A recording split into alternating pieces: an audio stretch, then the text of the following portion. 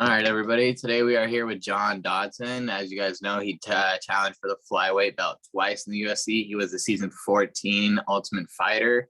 He just had a fight announced in the XMMA for October 23rd. How are you doing today? Man, I'm doing amazing. I can't wait to go ahead and get back to the octagon. It's been so long. I just want to go out there and just bomb on this dude. You know what I mean? Yeah, I was just gonna ask. I mean, obviously, you had a fight schedule in July due to some serious unfortunate events. I mean, you had to cancel that fight. I mean, are you fully recovered from the accident? How are things, going with that? Are you recovered? Well, I'm gonna recover as best as I can be right now. I'm just going to go ahead and sit there and not let it drag me down. I'm still have some big like aches and pains, and I'm trying to get readjusted every chance I can get, just so I can go ahead and be 100% coming up for this fight. And I mean, obviously, car accidents are really scary. I mean, is the family all good? Everything all situated with you guys?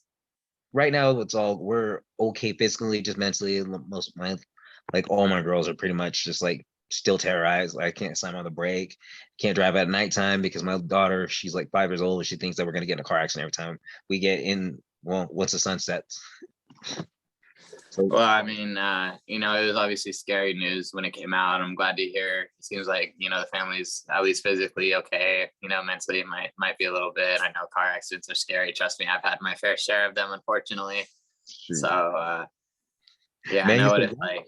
hell. Yeah, exactly. It's nothing fun, but I mean, October 23rd, it's coming up. It's about a month away now. It was actually, I was kind of reading the news today and it made me think back to, like a year ago. I actually remember you got released almost a year ago to the day from the UFC. And, Yeah. can you kind of just take me through the last year of your life? I mean, obviously it hasn't been, kind of been unfortunate events after unfortunate events. How have you kind of rebounded? And is it kind of mentally hard to rebound? No, it's not mentally hard to rebound. Like I had to take it as a pretty much as this great failure to teach me a great learning experience. Like I had to figure out what I did wrong and what I need to go ahead and do to continue on this track. Because when I was at 135 fighting in the UFC, you start seeing me like second guess myself. And now at this point in time in my life, I have to regain my confidence back. So I'm putting the work back into mentally becoming stronger. And not only that, be pushing forward because through all those test times that I got with a car accident, being released, trying to find a new organization to go ahead and pick me up. It's just been more meditation to go ahead and do it. And so I'm thinking I'm becoming more mentally strong and physically being more of a beast. And I was just gonna ask. I mean, you have a birthday coming up. You'll be 37 once you get into your fight.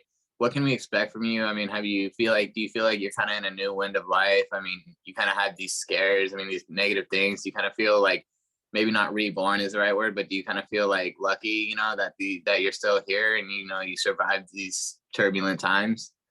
Well, luck is not going to be the word that I'm going to go ahead and use. I'm going to sit there and just say I'm very fortunate to go ahead and be here. Like the fortune's on my side and being able to have the best time of my life, I need to go ahead and make the best of it. Like I see how short life can be, and I need to go ahead and just put on my best efforts on trying to live. Like I had a chance of dying, and I walked away with it, and it's a great opportunity for me to sit there and say, "Well, fuck, man, you can need to start enjoying life and start doing more to be a part of the living crowd instead of hiding around and trying to play it safe all the time."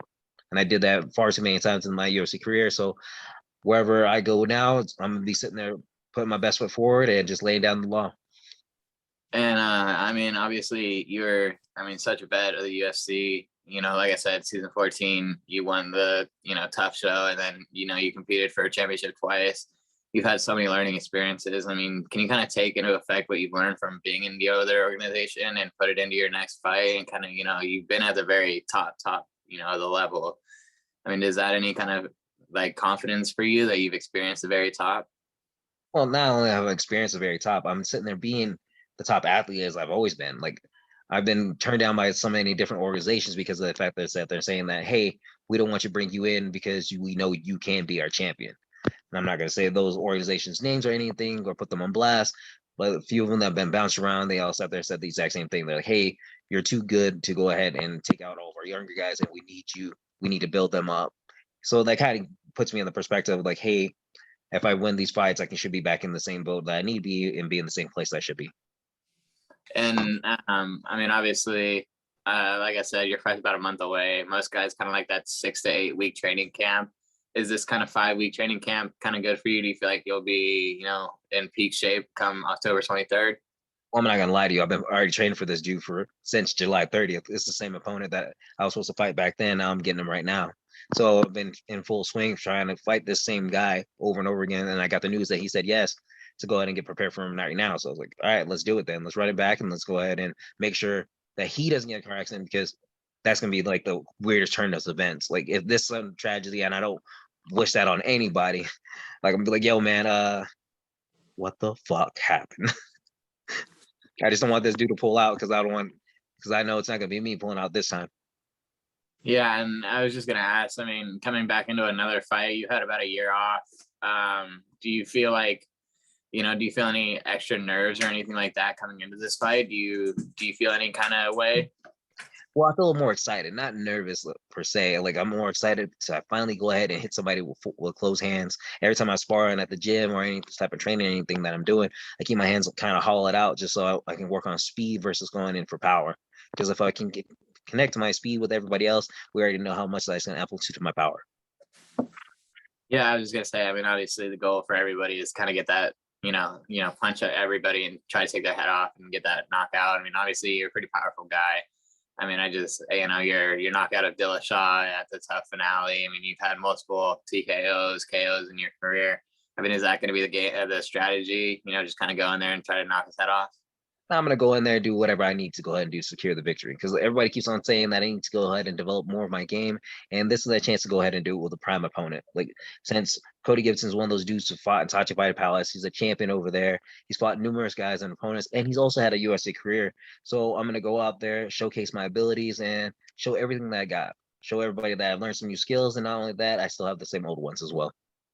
And when you kind of got released from the UFC, it was a little bit of a surprise, because I remember seeing in the news that you signed a contract with them, and then I think it was only 1 or 2 fights, and then they released you. Was that kind of a surprise to you?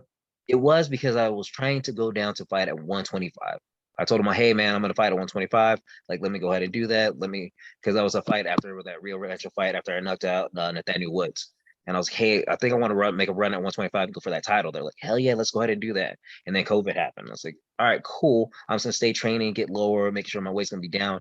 Like, can I go ahead and do that? And then Ray Borg was supposed to go ahead and fight Marvin LaRouche. And then he pulled out his fight the week of the fight. And I was like, okay. And they're like, hey, John, you want to fight him? I was like, is this going to be at 25s? And I'm like, no. And I was like, as long as I can still fight at 25s after this fight, I'm down. Like, I win, lose, I want to be able to go ahead and go back and make a run at 25s. But okay, cool. End up losing that one. They're like, all right, bye, John. I was like, what the fuck? Y'all said I can go ahead and make a run at 25s. I was like, yeah, nah. I was like, oh. What? Is the UFC kind of the goal? I mean, to get back, I mean, you said you talked to these other higher organizations and they said that they kind of just bounced you around. I mean, what is kind of the final goal for you, or is just becoming champion in this division or in this league your goal? My goal is to go ahead and take as many titles as possible, just so I can secure my legacy. Like, if I fought the best in the world, I want to go ahead and sit there and have a couple of titles around my waist. Doesn't matter what organization that it is. I want to secure as many of them as possible, and sitting there saying that, hey, I did become a champion in several organizations or several weight classes as possible. And like you said, I mean, you've been in kind of a prolonged training camp. I mean, obviously you took some time off due to the accident, but you said you've been training for this guy since, July. It's now September. I mean, has it been kind of a challenge? I mean, this has almost been a 3-month training camp. Is it kind of hard to stay focused and, through this whole process? No, not at all. I've been always sitting there trying to just stay focused. Like, I'm loving the fact that I can go ahead and just stay in tune and making sure I can hone in new abilities. Seeing how his length is going to be kind of a difference between us, but I think the real factor is going to be my speed versus his height. Like, same thing with Johnny Bedford, who thought he was going to be able to pick me apart with his range. I sat there and picked him apart with my speed. And I just want to see how well it's going to play out on his part, because he's going to sit there and try to outmaneuver me, try to outspeed me. And I'm just going to sit there hitting him with fastest punches that he's ever seen. And I mean, obviously, like I said before, you're a veteran of the game. I mean, are you kind of watching these old UFC guys kind of enter in the boxing realm? Are you watching any of that, or are you just kind of been hanging out with family and kind of being on your own? No, I have been watching that too, because of the fact that, like, I've always wanted to box. I started my whole MMA career boxing against professional boxers all the time, they would always bring me in against them, and they were like, "Ah, yeah, you're just like some MMA guy who doesn't know how to strike." It's like, oh, okay, you guys forget I have to learn how to box too. So I sat there staying most of my career, and then I wanted to go ahead and if that's going to be the next road for me, I'm like, hell yeah, I'm willing to go ahead and do it. Seeing how well these guys are getting paid as well, I'm like, I got 3 kids to feed. Yeah, I was just gonna ask. I mean, maybe is that a route that you could possibly take? I mean, Anderson's killing the game, and I think he's 45 now, maybe 46. I mean, his last performance against Tito Ortiz. I mean, obviously, I mean, in my opinion, I felt like Tito probably maybe shouldn't have been boxing. That's not really his realm, but Yeah. it is what it is. He's a fighter. I'm not. I don't get to pay the money he got paid. So, my opinion is, it is what it is. But is that maybe a route you might see in the future? Oh, absolutely. If they want me to go ahead and fight stepping against Jake Paul, I'll go ahead and do it. Like we already saw the mismatch weight class between Logan Paul versus Mayweather. I mean, shoot, if he wants to go ahead and think he's going to pick on somebody that's not his size, I'll be that guy. Yeah, I was just gonna say. I mean, you're around the weight class he likes fighting, so I mean, he's not weighing that low, but the people he likes to fight are around that low. I mean, I was surprised he actually gave Tyron that fight, and now I mean, he keeps calling out Jorge Masvidal. I don't know if that's really what he wants, but we'll see. We'll see what that's coming up with. I mean, for me, it's just kind of weird to see these MMA guys fighting like a YouTuber.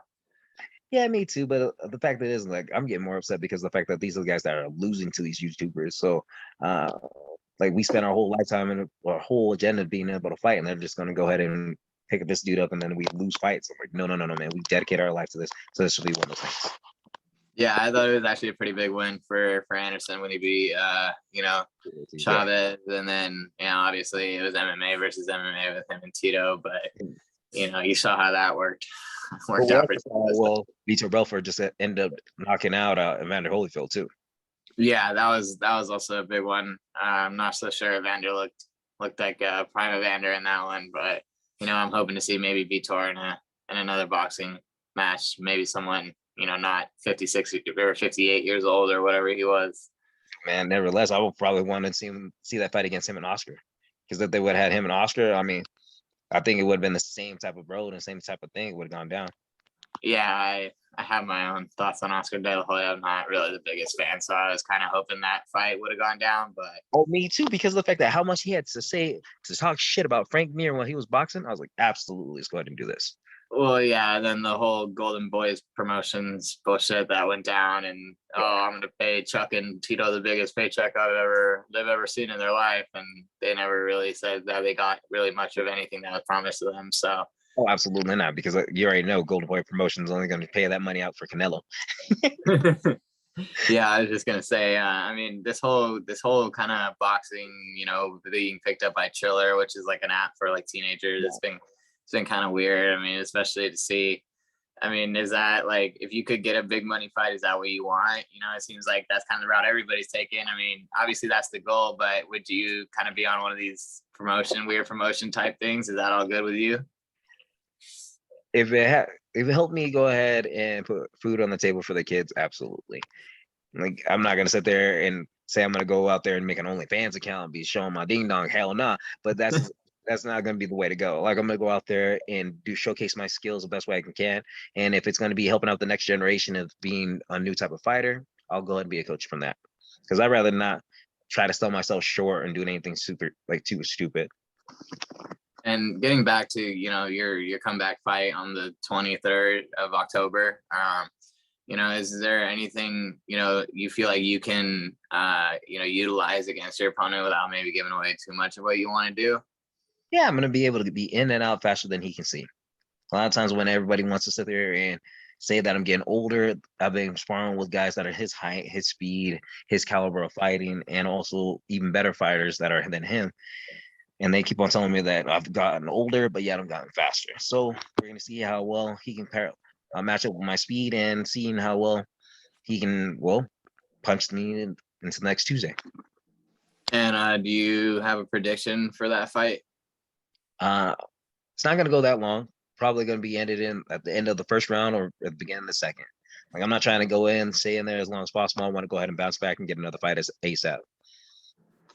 And I was just gonna say, I mean, that kind of leads me to my next question. I mean, is there a perfect vision for John Dodson at the end of 2021, going into maybe early 2022? Man, all I want to do is keep on knocking out as many people as possible so I can keep on moving forward, so I can go ahead and secure as many titles as possible. Like, I want to go ahead and be a legend, not only just a legend in the UFC. I just want to be a legend in MMA in general. Well, man, I just want to say we do appreciate your time. You know, we had a little bit of issues there setting up the interview, so I mean, I do appreciate you being able to be flexible with us.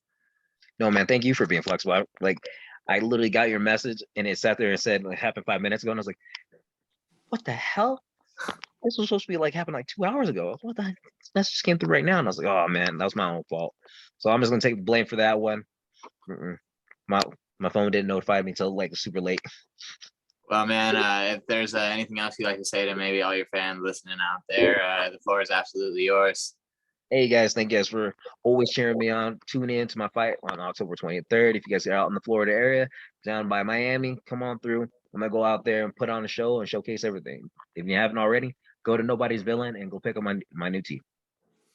Well, Peace. man, again, I appreciate you coming onto the show, and hopefully after your fight on the 23rd, we can get you back on here. Oh, absolutely, man. So go ahead and have me come back on, and I'll come kick it with you. All right. All right, man. Well, again, I appreciate it, and best of luck to you, man. Best of luck to your family. I hope you guys all a speedy recovery, and best of luck to you on the 23rd. All right, thanks, man. I appreciate you, and you have a good one too. All right. All right, John Dodson, everybody.